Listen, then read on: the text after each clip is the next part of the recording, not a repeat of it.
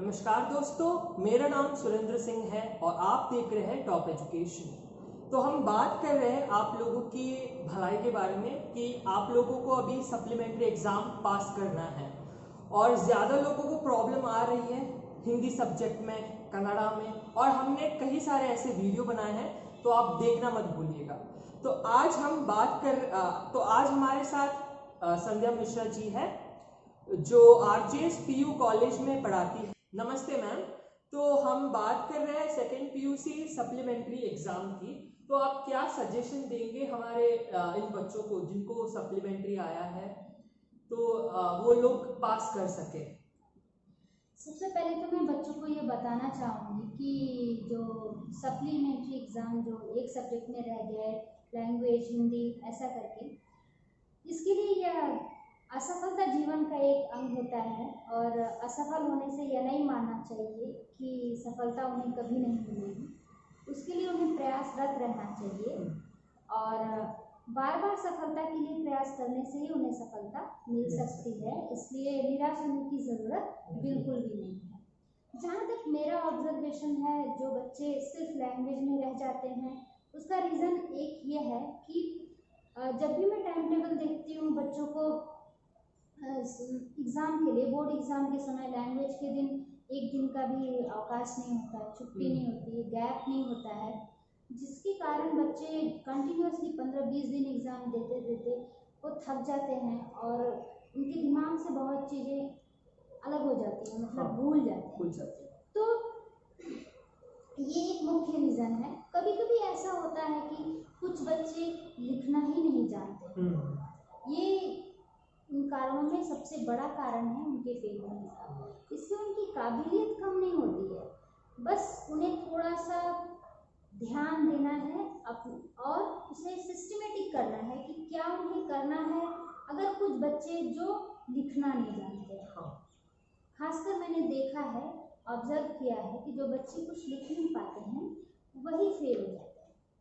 ठीक है, तो यदि मैं उन बच्चों के लिए खासकर यह बात बोलना चाहूँगी कि जो लिखना नहीं जानते हैं वो मुख्य तौर पर वन वर्ड, ठीक है, वन वर्ड ग्रामर पोर्शन और कुछ आसान लेसन्स जैसे सुजान भगत फर्स्ट चैप्टर है या मन्नू भंडारी है, फैमिली रिलेटेड है, इन सारे विश्वेश्वरैया, जो आज साउथ इंडिया में विश्वेश्वरैया का म्यूज़ियम भी है, तो उन सब के विषय में वो जानते भी हैं। तो उन सारे जो अध्यायों पर, उन सारे चैप्टर पर वो विशेष तौर पर फोकस करें, याद रखें उन्हें। और सबसे बड़ी बात है कि वो लिखकर प्रैक्टिस करें। मैं चूँकि कब है सप्लीमेंट्री एग्ज़ाम अभी बच्चों का? अभी नेक्स्ट सितंबर में 7 से शुरू हो जाएगा, 7 से। तो बहुत ही कम समय है उनके पास, 2 वीक का समय है, इसलिए घबराने की बिल्कुल ज़रूरत नहीं है। टाइम मैनेजमेंट कीजिए आप। सबसे पहले मैं बुक में से आपको बताना चाहूँगी कि सबसे पहले आप गद्य पाठ लीजिए। गद्य पाठ में आपको पूरे 8 चैप्टर हैं, आप टोटल उसमें 5 चैप्टर चुन लीजिए, क्योंकि जब भी हम गद्य को पढ़ते हैं आपको क्वेश्चन पेपर पैटर्न ऐसा रहता है कि शॉर्ट क्वेश्चन आते हैं, 6 शॉर्ट क्वेश्चन आते हैं और उसके बाद आपका लॉन्ग क्वेश्चन आंसर आता है 5, जो कि ईच 3 मार्क्स के लिए होते हैं। लॉन्ग क्वेश्चन में 3 into 5 3 into 3 9 मार्क्स के लिए होता है। और चूँकि 5 क्वेश्चन आंसर आते हैं इसलिए आपके पास एक्स्ट्रा ऑप्शंस रहते हैं। ठीक है, तो आप क्या कर सकते हैं कि आप मुख्य तौर से 4 या 5 चैप्टर को अच्छी तरीके से यदि आप कर लेंगे, आप सारे प्रश्न उत्तर को यदि कर लेंगे, तो मेरा ऐसा मानना है कि आपका वो जो 7, 8, 9, 10, 11, 12 जो क्वेश्चन होता है, आप उसे अटेम्प्ट बहुत अच्छी तरीके से कर सकते हैं और मार्क स्कोर कर सकते हैं। हाँ, तो यहाँ आप कहेंगे कि जिन बच्चों को लिखना ही नहीं आता वो कैसे लिखेंगे। उसके लिए मैं आपको बताना चाहूँगी कि आप 5 साल के क्वेश्चन पेपर लीजिए, ठीक है, आप उसमें से देखिए कि लॉन्ग क्वेश्चन आंसर किस चैप्टर का ज़्यादा पूछा गया है। ठीक है, मैंने जो देखा है, समझा है, कर्तव्य और सत्यता पाठ, सुजान भगत पाठ और एक कहानी यह भी, भारत रत्न विश्वेश्वरैया, ठीक है। इन पाठों में से हर बार लॉन्ग क्वेश्चन आंसर आता ही आता है, ठीक है। तो आप उन प्रश्न उत्तर को आप लीजिए, लिखिए और बार बार प्रैक्टिस कीजिए लिखने की, ठीक है। क्योंकि आपके पास अभी सप्लीमेंट्री एक सब्जेक्ट है, तो आप उस पर विशेष तौर पर ध्यान देकर आप उसे दिमाग में रखिए और एग्ज़ाम में लिखिए जाकर। ऐसा कीजिए कि आप अगर 5 क्वेश्चन भी तैयार करते हैं तो आप उसमें से लिख सकें उन प्रश्नों पर, ठीक है। तो इन विशेष बातों को आप ध्यान में रखिए। क्वेश्चन पेपर पैटर्न को ध्यान में रखते हुए मैं ये भी बताना चाहूँगी कि आप जो चैप्टर है उसको उसके सारांश को आप ध्यान में रखिए, जिससे कि आप शॉर्ट क्वेश्चन आंसर और लॉन्ग क्वेश्चन आंसर आप लिख सकते हैं, क्षमता आप में आएगी, ठीक है। और जब हम गद्य से पद्य की तरफ जाते हैं, ठीक है, पद्य जो हमारा है मध्यकालीन कविता और आधुनिक कविता, उसमें मैं आपको बताना चाहूँगी कि मध्यकालीन कविता में हमें रैदास, सूरदास, कबीरदास और तुलसीदास जी को पढ़ना है।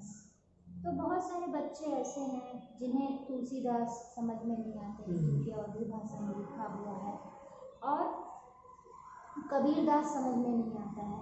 तो उसके लिए भी आपके पास ऑप्शन है। आपके पास क्या है कि एक पद आएगा और एक दोहा आएगा, तो आप उसमें भी आप टाइम मैनेजमेंट के साथ आप जो भी आपको आसान लगे, पद यदि आसान लगता है तो आप उन दो पद को पढ़िए, रैदास और सूरदास को पढ़िए, ताकि आप उसे एग्जाम में लिख सकें, ठीक है।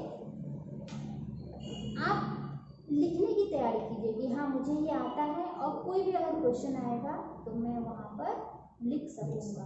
आपके अंदर वो कॉन्फिडेंस आना ही चाहिए लिखने के लिए।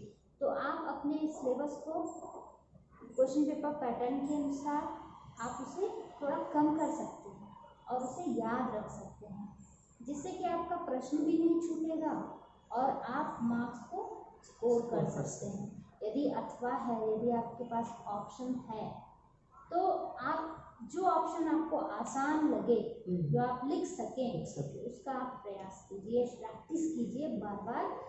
और ज़्यादा नहीं है, 2 चैप्टर है, यदि आप उसे अच्छे से प्रैक्टिस करेंगे तो आप आसानी से 4 मार्क्स के लिए ऐसा संदर्भ व्याख्या आता है, शॉर्ट क्वेश्चन भी उसमें से 2 आते हैं, आप आराम से वो क्वेश्चन आंसर लिख सकते हैं। उसके बाद हम लोग आधुनिक कविता में चलते हैं। आधुनिक कविता में हमारे पास आधुनिक कविता के लिए भी हमें ऑप्शन है, जिसमें से कि हम एक वृक्ष की हत्या, अधिकार कविता, 3 कविताओं आउट ऑफ 6, 3 कविताओं को हम अच्छे तरीके से याद कर लें तो हमें कोई दिक्कत नहीं होगी लिखने के लिए।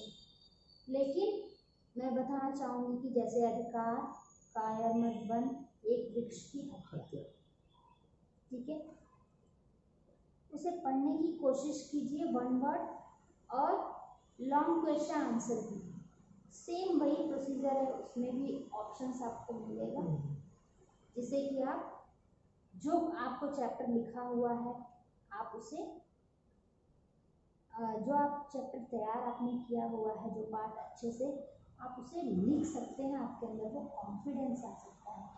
एक्चुअली बहुत सारे बच्चे ऐसे होते हैं कि इतना सारा सब्जेक्ट, इतने सारे लेसन देखकर पहले ही घबरा जाते हैं कि मेरे पास तो समय नहीं है, कैसे मैं इसे तैयार करूँगा, क्या करूँगा, इतने कम दिनों में कैसे तैयार हो पाऊँगा।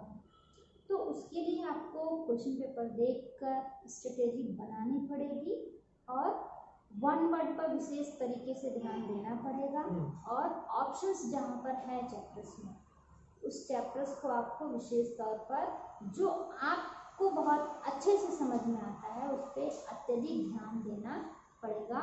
मैं ये सारी बातें सिर्फ उन बच्चों के लिए कह रही हूँ जिनकी हिंदी कमज़ोर है, ठीक है, जिनकी हिंदी कमज़ोर है, जिनका मदर टंग कुछ दूसरा है, वो बहुत कठिनाई महसूस करते हैं इसे समझने में, अर्थ नहीं समझ पाते हैं। और इसलिए उन बच्चों के लिए आसान तरीका है कि वो उसे ऑप्शंस को लेकर अपने सिलेबस को रिड्यूस करके फुल मार्क्स स्कोर कर सकते हैं। ठीक है, अब हम लास्ट पार्ट जो एकांकी है उसमें सिर्फ एकांकी का पार्ट जो है, दो एकांकियाँ यहाँ पर हैं, सूखी डाली और प्रतिशोध। तो इन दोनों एकांकियों में से आपको 25 मार्क्स के लिए क्वेश्चन आंसर आता है। इसमें भी आपको 4 इसके लिए मैं आपको विशेष तौर से बताऊंगी कि 5 साल के क्वेश्चन पेपर आता है। 5 साल के क्वेश्चन पेपर जितने भी क्वेश्चन आंसर आए हैं, क्योंकि इसमें बहुत सारे क्वेश्चन आंसर हैं और वीक स्टूडेंट्स के लिए पॉसिबल नहीं होता है कि वो सारे क्वेश्चन आंसर को लर्न कर सकें, इसलिए मैं उन्हें बताऊंगी कि 5 ईयर क्वेश्चन पेपर लीजिए, जितने भी लॉन्ग और शॉर्ट क्वेश्चन आए हैं आप एक जगह लिखिए। फर्स्ट आप वन वर्ड का क्वेश्चन आंसर आप एक जगह लिखिए, 1 2 3 4 लाइक दैट 5 ईयर्स आप एक जगह पर आप लिखा हुआ है आपके पास।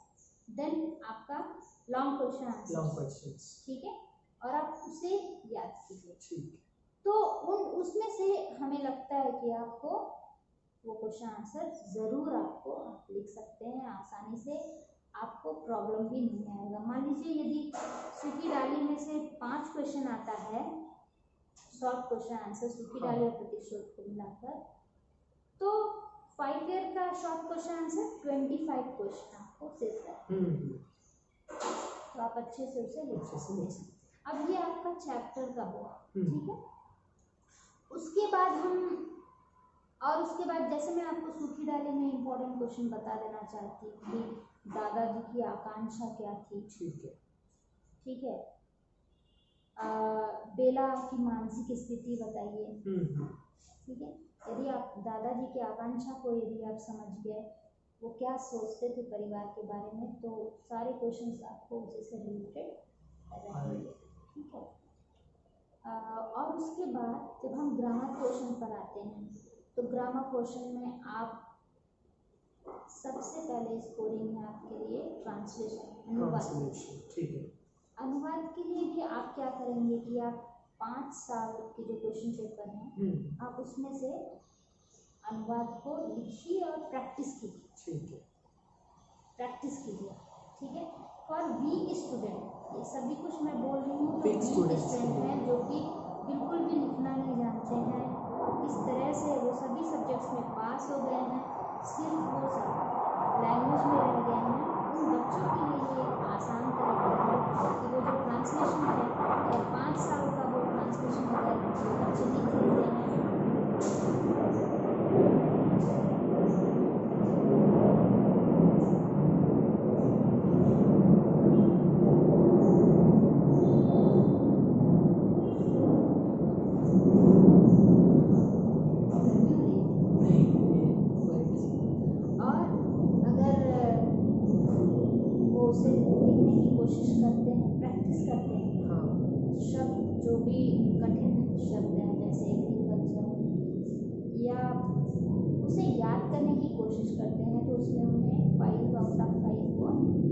मिल सकता है। लेटर राइटिंग जो है अभी 5 लेटर राइटिंग लीजिए, 5 लेटर राइटिंग है आपके लिए, और उन लेटर राइटिंग को आप प्रैक्टिस कीजिए, और बार बार प्रैक्टिस करने से भी आपके जो ग्रामर क्वेश्चन हैं वो बहुत ही स्कोरिंग है और आसान है।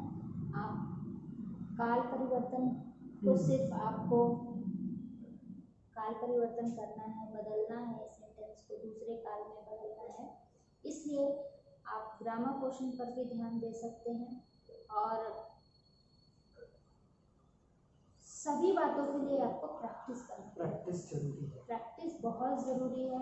यदि आप लिखने की प्रैक्टिस नहीं करेंगे तो आप एग्ज़ाम में कुछ भी नहीं लिख पाएंगे, और जिससे आप स्कोर नहीं कर पाते हैं। इसलिए मैं कहूँगी कि आप ज़्यादा से ज़्यादा लिख कर प्रैक्टिस कीजिए, और जहाँ पर भी ऑप्शन है आप उसे एक बार देखिए ध्यान से कि कौन सा चैप्टर आपको ज़्यादा आसान लग रहा है, जिसमें आप स्कोर भी कर सकते हैं, जिससे कि आप पास हो। ठीक है, तो दोस्तों आपको सिर्फ और सिर्फ अभी करना क्या है कि प्रैक्टिस, क्योंकि प्रैक्टिस करेंगे तभी आपको वो चीज़ें समझ आएगी और आप जो आपका सप्लीमेंट्री पास करना चाहते हैं वो आप कर पाएंगे। तो आप ऐसे ही मायूस मत होइए कि मेरे से नहीं हो पाएगा, ट्राई तो कीजिए, ट्राई करने से सब कुछ हो सकता है। तो चलिए दोस्तों, आज अभी हम अलविदा लेते हैं आप, और हम ऐसे ही आते रहेंगे।